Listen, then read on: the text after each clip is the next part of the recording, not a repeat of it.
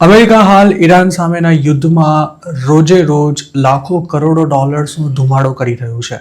તેની શરૂઆતના 2 દિવસમાં જ $5.6 બિલિયન ખર્ચો થયો હતો તેવી માહિતી ખુદ ટ્રમ્પ એડમિનિસ્ટ્રેશને કોંગ્રેશનલ કમિટીને આપી હતી. આ વોર માટે વધારાના ફંડને કોંગ્રેસ મેમ્બર્સ થોડાક દિવસોમાં મંજૂરી આપવી પડશે. જોકે સરકારની સાથે સાથે અમેરિકાના લોકોએ પણ આ વોરની આકરી કિંમત ચૂકવવી પડી રહી છે, કારણ કે તેનાથી અમેરિકામાં ગેસ અને ડીઝલ સહિતની ચીજવસ્તુઓના ભાવ વધી રહ્યા છે.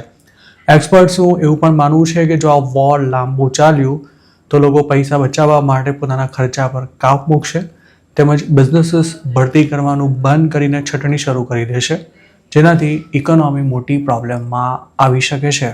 ઈરાન વોર શરૂ થયાના 10 દિવસમાં જ અમેરિકામાં ગેસોલિનની કિંમતમાં 20% જંગી ઉછાળો થયો છે. ઇન્ટરનેશનલ માર્કેટમાં ભલે હાલ ક્રૂડની કિંમત થોડી સ્ટેબલ થઈ હોય, પણ અમેરિકામાં પેટ્રોલ ડીઝલની કિંમત સતત વધી રહી છે. બુધવારે યુએસમાં ગેસની નેશનલ એવરેજ પ્રાઇસ $3.58 પ્રતિ ગેલન રહી હતી. જોકે ડીઝલની કિંમતમાં તેનાથી પણ મોટો વધારો થયો છે. બુધવારની સ્થિતિએ ડીઝલની નેશનલ એવરેજ પ્રાઇસ $4.83 રહી હતી, જે ફેબ્રુઆરી 28ની સરખામણીએ 28% વધારે થાય છે. ક્રૂડની કિંમતમાં થતા વધારા અથવા ઘટાડાની અસર ફ્યુઅલ પ્રાઇસ પર થોડા દિવસો બાદ જોવા મળતી હોય છે. હાલ ક્રૂડની કિંમત ઘટવાની કોઈ જ શક્યતા નથી દેખાઈ રહી. તેવામાં આગામી દિવસોમાં યુએસમાં ગેસ અને ડીઝલની કિંમત પણ ઊંચી રહી શકે છે. જો ક્રૂડ $95ની આસપાસ રહે તો આવતા અઠવાડિયા સુધીમાં યુએસમાં ગેસનો ભાવ $3.75 થી લઈને $4 પ્રતિ ગેલન સુધી પહોંચી શકે છે. ગેસ અને ડીઝલની વધતી કિંમતની અસર અન્ય ચીજ વસ્તુઓના ભાવ પર પણ જોવા મળી શકે છે, અને ખાસ તો ડીઝલ મોંઘું થતાં બાય રોડ થતું ટ્રાન્સપોર્ટેશન પણ મોંઘું બને છે. હોર્મુઝની ખાડીનો રૂટ બંધ થઈ જતાં ક્રૂડનું શિપિંગ અટવાયું છે, તેમજ રઘવાયા બનેલા ઈરાને મિસાઇલ્સ અને ડ્રોન્સથી બેફામ હુમલા કરતા કેટલીક રિફાઇનરીઝે પોતાનું કામકાજ બંધ કર્યું છે અથવા તો ઘટાડી દીધું છે.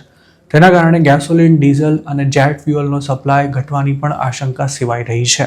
ઓઇલ અને ગેસની કિંમત વધવાથી અમેરિકામાં ફૂડ આઇટમ્સના ભાવ પણ વધવાની તૈયારીમાં જ હોય તેવી સ્થિતિ જોવા મળી રહી છે.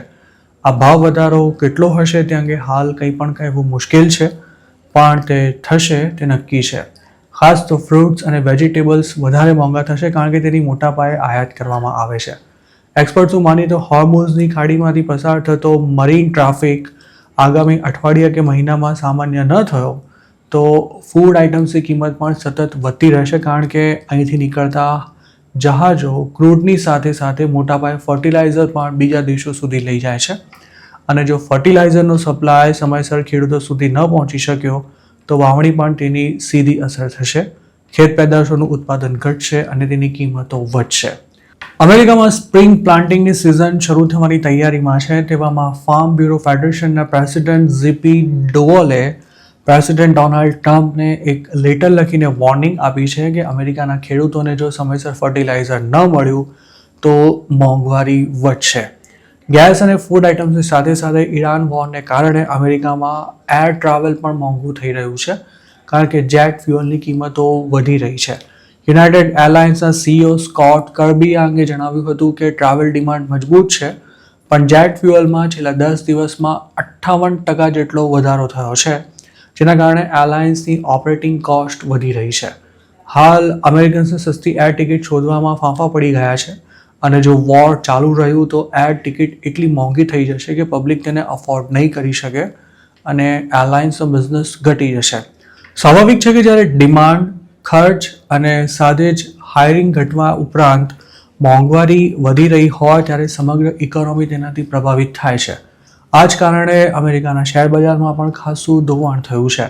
ઈરાન સામેનું યુદ્ધ જેટલું લાંબુ ચાલશે તેટલું જ ઇકોનોમીને થનારું નુકસાન વધુને વધુ ગંભીર બનશે, અને તેવામાં જો મોટા પાયે છટણીઓ ચાલુ થઈ તો મંદી જેવી સ્થિતિ આવીને ઊભી રહી શકે છે.